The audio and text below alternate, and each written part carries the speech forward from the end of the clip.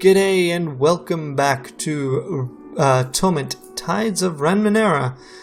We've been exploring Mielavest, and we're basically in the last conversation. It isn't actually a very big place, and I'm pretty sure what we do here is going to kick off the next stage.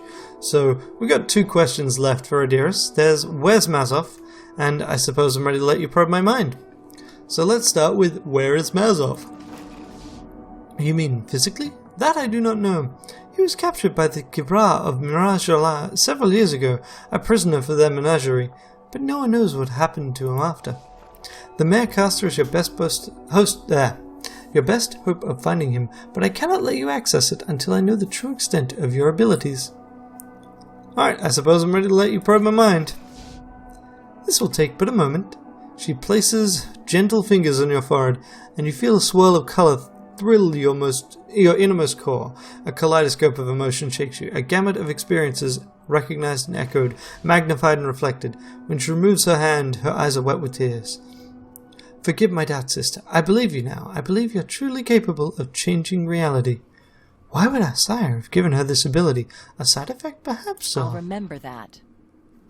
But if anything, this makes me more leery of handing you a brother's Marecaster. If you wish to speak to Mazov, you must prove to me that you can be entrusted with the minds of our brethren. You cured Makina, but did you understand Tash? Did you take care of his innermost self? Before I can give you this Marecaster, I'd have you speak with Melmoth Levion. It is my contention that we draw the sorrow to us with our abuse of the tides, which is why I do not use our tidal powers. I believe our use of the powers is inherently painful to those around us.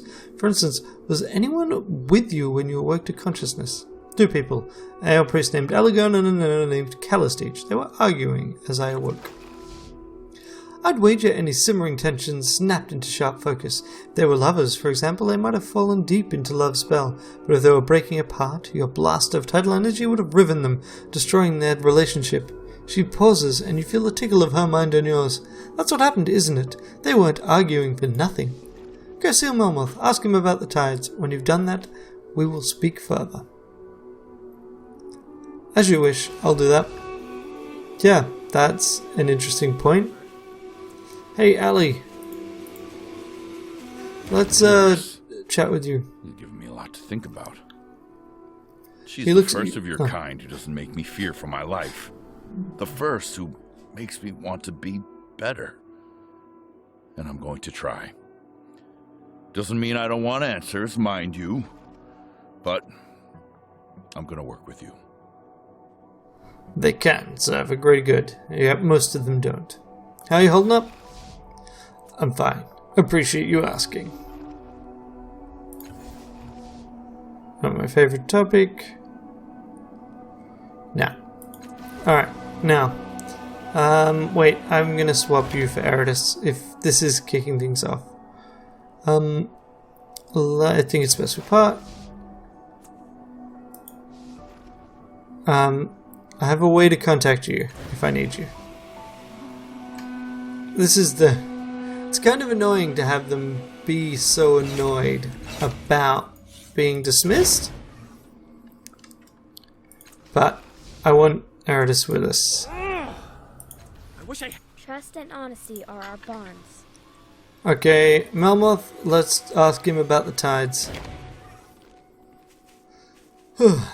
Oh good, you've come back again to bedevil me. Aadiris told us to come and talk to you about the tides. You'll find none better equipped to answer the question, certainly. The tides are an inextricable part of us, and, wait, she sent you to me? Interesting. Every time I talk about the tides, she argues with me, as if she'd spent a fraction of the time I have in studying them. What game is she playing? She probably said that we bring pain through our existence. Let me enlighten you. Everyone brings pain to others. I've experienced so many lives and memories, and one common thread in all of them is pain. Do we hurt other people? We do. And how we differ from any other mortal in that regard?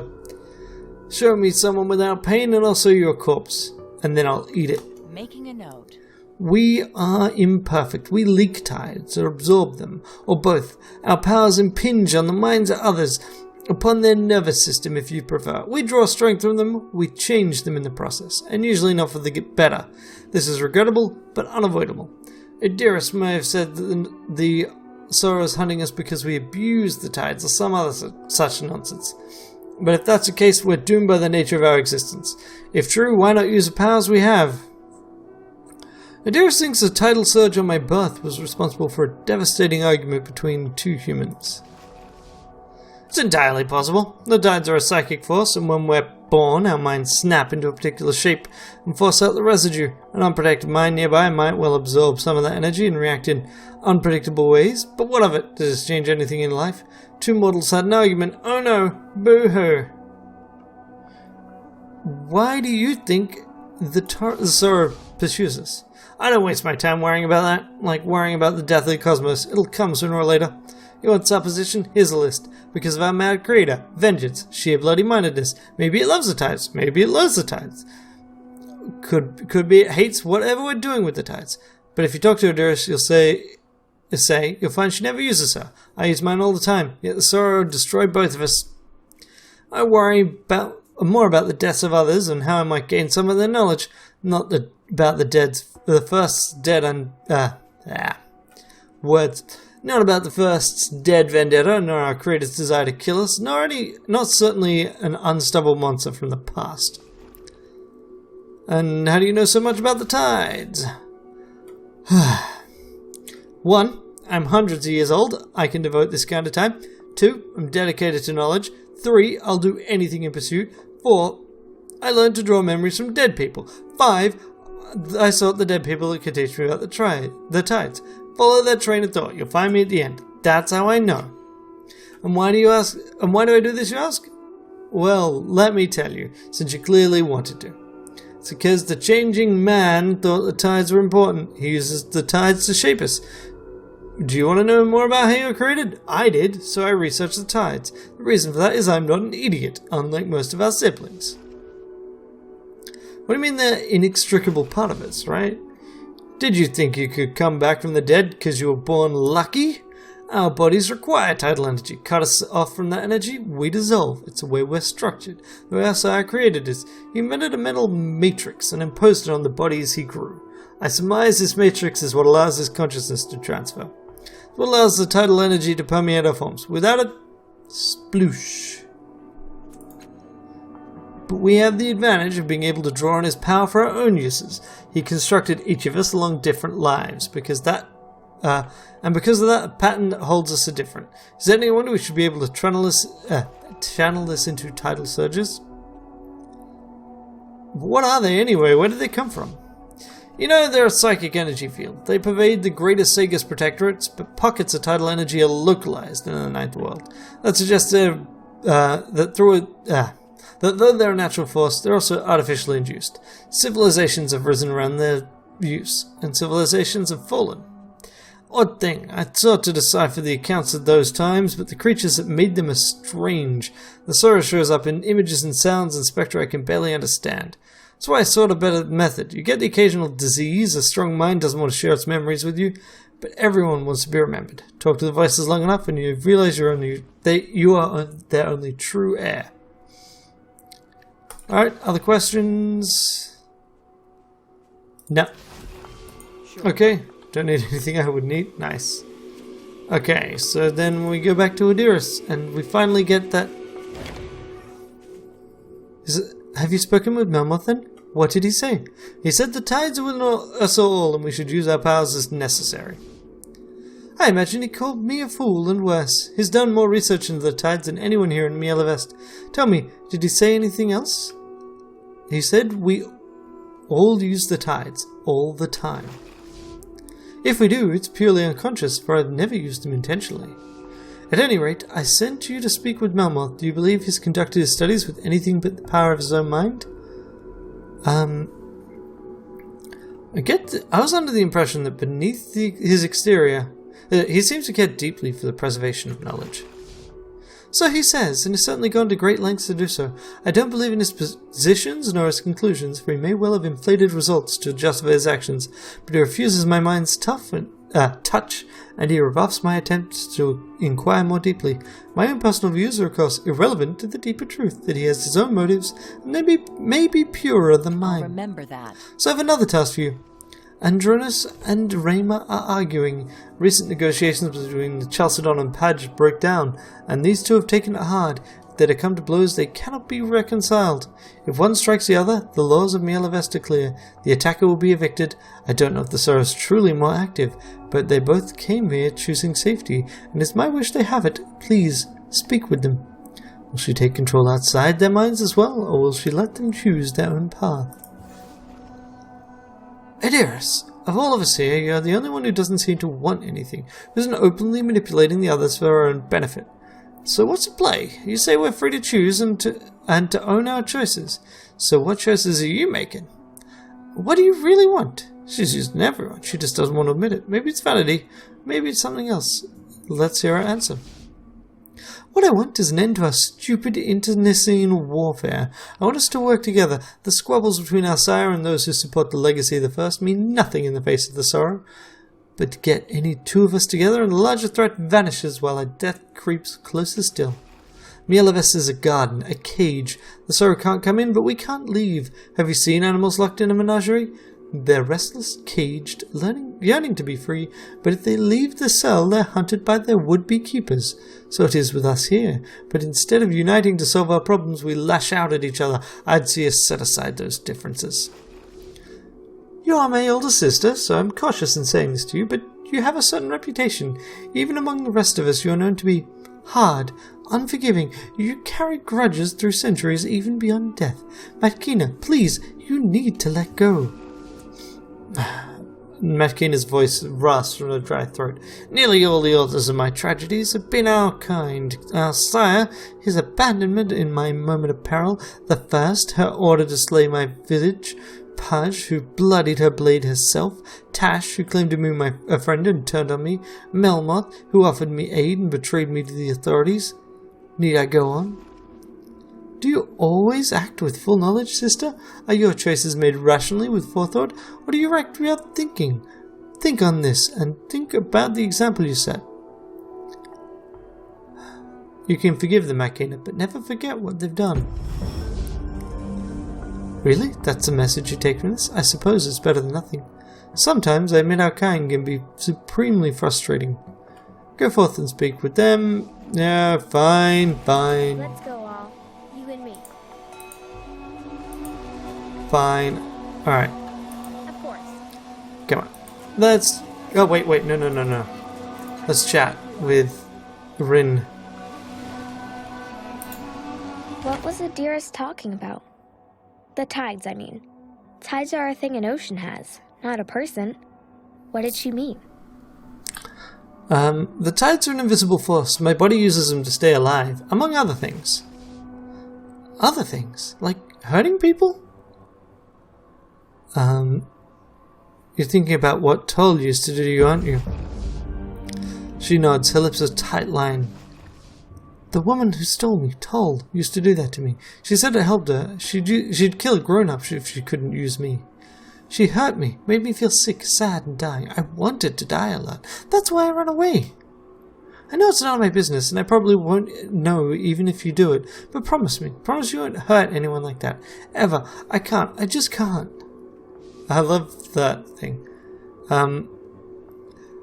I won't do it unless it's absolutely necessary, like to save your life, for example. That makes sense. I'll accept that. How are you holding up? Yeah, no, we already had that. We can ask her... No, nothing new there. Cool. Now let's talk with Rayma. By the look of it, you've interrupted a promising tangent of their apparently infinite argument. Aadiris asked me to mediate your dispute. They react exactly like sullen children. Andronis folds his arms and turns away from you. Rayma flushes and stares at her feet. Alright, tell us what you need to know. First, what are you actually arguing about?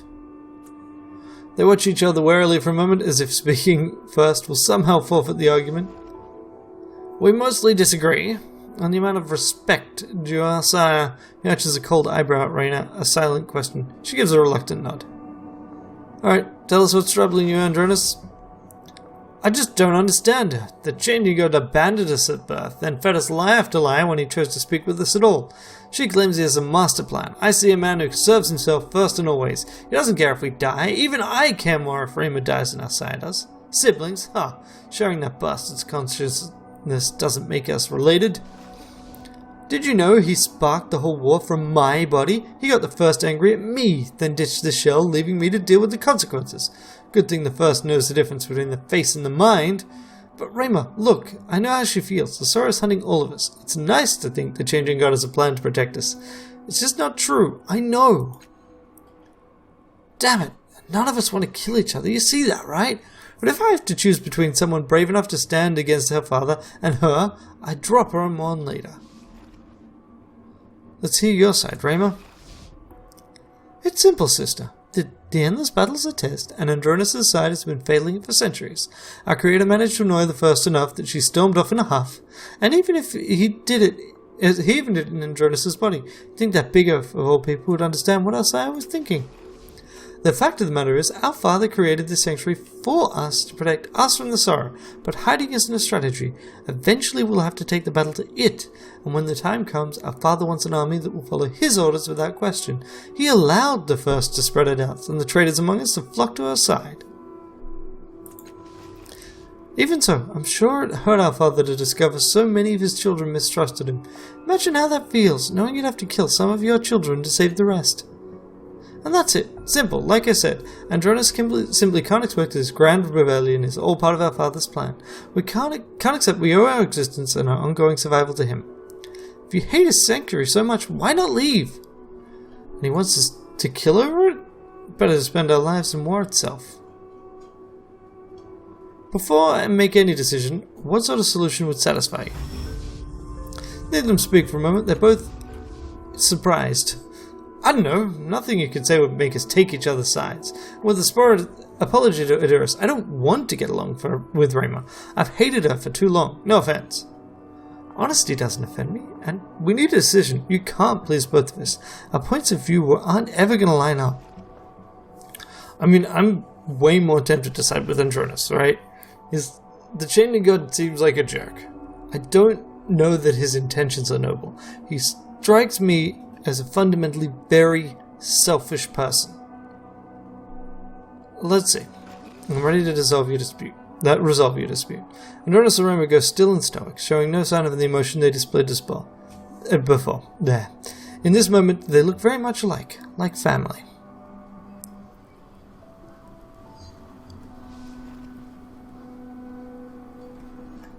Okay. So we can basically kick both of them out. Kick one of them out, tell them to stop arguing, they're both wrong. Do you really want to break the truth, or kill each other over a point of view? Or we're family after all? I'm really tempted by 4 or 5, even though it really strikes me. Well, I mean, it is just kind of, you're both wrong, you both sound like each other. Except, I mean, I fundamentally think that Andronis is more right than Rayma. But let's go with, do you really want to break the truth to kill each other over a point of view? Andronis opens his mouth, shuts it thoughtfully. Finally. You're right. We're safe here, but the Sora is circling. If the rumors are true, I don't want to do its worth. Alright, let's just talk about something else. Can we do that? For now, gladly. Alrighty. That seemed to work. Might as well save. Have you helped them come to a conclusion yet? I've managed to persuade them to the senses. They've agreed to a temporary peace. Well done indeed. To be free to choose is part of life in Mielavest. We must own our choices, just as we own our responsibilities for the outcomes of those choices. Before I can allow you to alter the course of a brother's life, I would hear your opinions on something which touches the lives of all our kind. No doubt you've heard of the endless battle, but what do you know about it? Why do they fight, and who is right? If perchance you've only heard a little about the conflict, you may wish to speak to your brethren before answering. What's the point? The endless battle used to be something people with principles, but they lost sight of their true goals and became a self-perpetuating war machine. I don't think the first could stop now, even if she were alive. It's worthless and stupid. I doubt either side knows what they fight for anymore, if they even care. A not uncommon opinion, at least among those of us who abstain from the fighting. What about you? Before giving an opinion as strong, do you wish to gather information? I can give you an opinion on the battle now.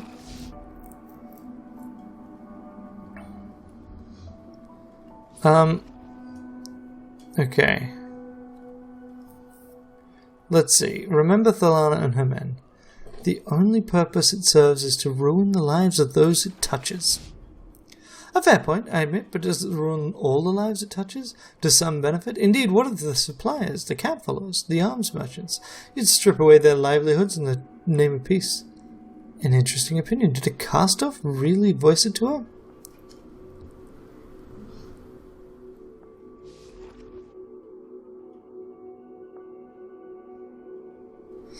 The fighting is pointless but still profitable, that's why it continues. So the point is to make a profit, or perhaps it might be that opportunists swarm in where they see an opening. You don't believe the point of the battle is to make a few parasites wealthy. Those who profit by it are motivated to ensure that it continues. Yes, I believe that is the point. There is a merit in standing by one's opinion, only be certain in doing so you don't shut your eyes to the opinions of others. So, why do you think I've asked you this? No, let's start from the beginning. Why would I tell you to talk to Melmoth when he ridicules my belief? You wanted to expose me to other viewpoints. Precisely. When we have incomplete information and are exposed to opposite viewpoints, how do we judge which is true? We must reach a conclusion at some point. But unless those conclusions are backed up with incontrovertible evidence, you must never imagine that you have the sole grasp of the truth. What you imagine I intended when I asked you to intervene with Rayma and Andronis. And to resolve a dispute with regard for both parties' feelings and motivations. That's exactly so. My intention for you in this task was to have you change the lives of your siblings for the better, while they can still control their own bodies, to offer them alternatives and see if you can provide them a route through their troubles that maintains their core goals. Then we come to the question of the endless battle. What purpose did that serve? Challenging my beliefs with alternate viewpoints, perhaps. Correct and astutely judged.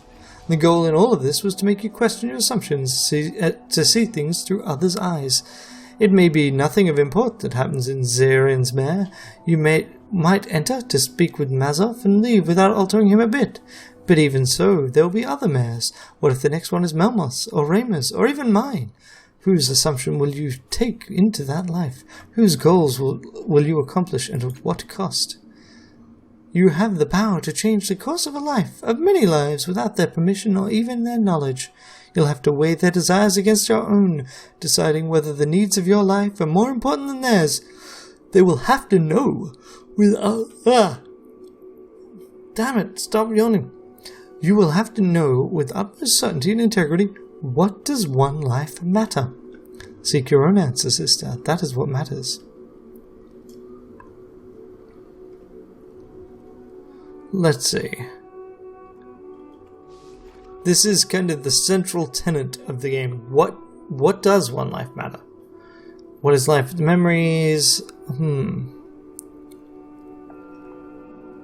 Let's go with... Each life is important. Every person carries a world of potential. Each life should benefit others.